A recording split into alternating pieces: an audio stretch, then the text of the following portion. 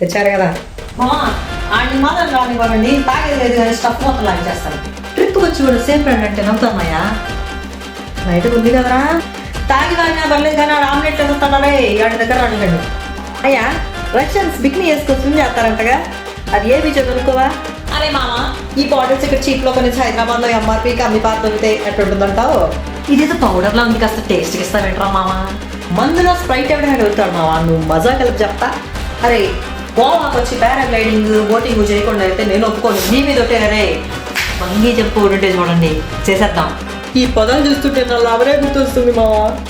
ఈ వేవ్ చూస్తుంటే నాకు లోపలికి వెళ్ళిపోవాలనిపిస్తుందిరా.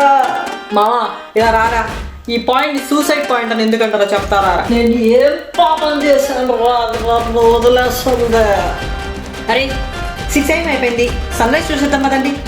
హే బాయ్స్, 8 కల్లా బ్రేక్ఫాస్ట్ చేసేస్తే 9 కల్లా వెహికల్ రెడీగా ఉంటుంది. 9 to 12 బీచ్ చూసేసుకొని 12 to 1 లంచ్ చేసేసి కొంచెం రిలాక్స్ అయిపోయి 2 to 5 సఫారీకి వెళ్ళిపోయి తర్వాత సన్సెట్ రిటర్న్ వచ్చేసేద్దాం.